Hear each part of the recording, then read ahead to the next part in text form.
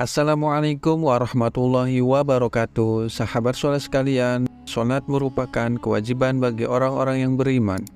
Sholat sebagai bentuk ketakwaan umat kepada Allah Subhanahu wa Ta'ala, karena yang memberi nikmat kehidupan di muka bumi adalah kuasa Sang Pencipta. Sholat sendiri merupakan salah satu rukun Islam yang juga sebuah konsep dalam berkomunikasi dengan Allah.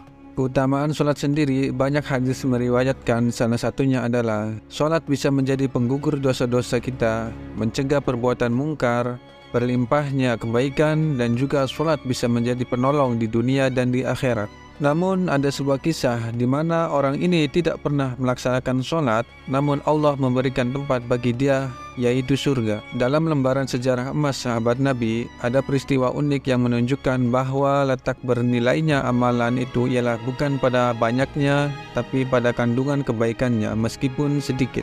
Dikisahkan oleh Abu Hurairah radhiyallahu anhu, karena itu ia sedang berkumpul di salah satu majelis bersama jamaah lainnya. Lalu dia berkata, "Ceritakan kepadaku sebuah kisah tentang seseorang yang masuk surga namun belum pernah melaksanakan sholat sama sekali." Kemudian suasana di majelis tersebut hening dan tidak ada satu orang pun berbicara, sebab pertanyaan Abu Hurairah itu cukup berat. Kemudian pertanyaan Abu Hurairah dibalikkan kembali oleh salah satu jamaah, "Apakah ada orang yang masuk surga namun tidak pernah sholat?"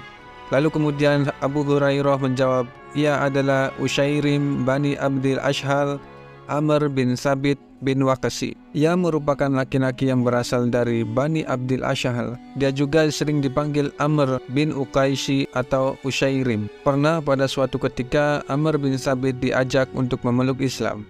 Akan tetapi ia enggan masuk Islam dikarenakan kaumnya. Dahulu Amr bin Sabit mempunyai harta riba pada masa jahiliyah dan tidak masuk Islam hingga ia mengambil harta tersebut. Saat perang Uhud terjadi, yaitu pertempuran antara kaum muslimin dan kafir Quraisy pada 625 Masehi. Perang Uhud ini terjadi sekitar 1 tahun lebih seminggu setelah perang Badar.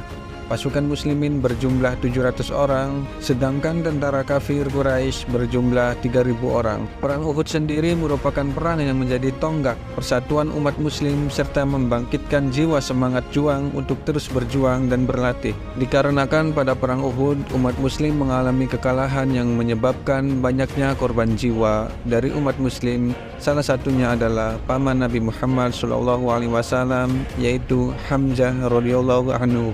Namun di setiap peristiwa-peristiwa yang besar terdapat cerita-cerita yang unik dan berkesan. Salah satunya adalah kisah Amr bin Sabit ini.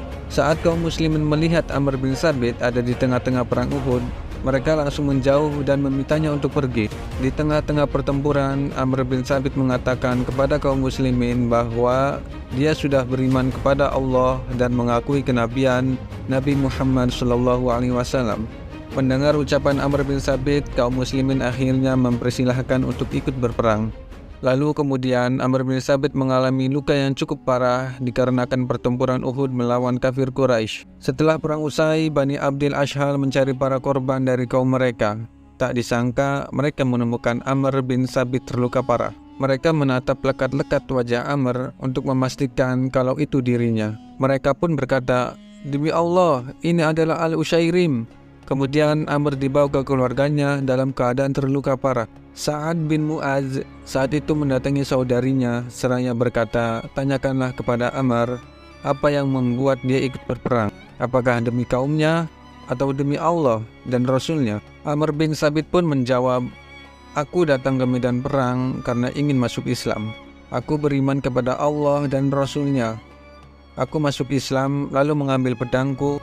Aku maju bersama Rasulullah SAW dan aku berperang hingga aku terkena serangan. Jika aku mati, maka hartaku akan aku serahkan kepada Muhammad yang dapat digunakan sesuai yang dikehendakinya." Tidak lama berselang kemudian, Amr bin Sabit pun menghembuskan nafas terakhir. Ia pun akhirnya meninggal dunia. Mereka yang menyaksikan Amr bin Sabit telah tiada, lalu menceritakannya kepada Rasulullah SAW. Mendengar hal itu, Rasulullah SAW pun bersabda, "Sesungguhnya ia termasuk penghuni surga." Apa yang diucapkan Rasulullah SAW adalah nyata. Amr bin Sabit pun tercatat sebagai golongan orang yang masuk surga. meski belum pernah sholat. Hal ini dikarenakan hatinya telah beriman kepada Allah Subhanahu wa Ta'ala dan Rasul-Nya. Pada pandangan banyak orang, memang amalannya terhitung sedikit.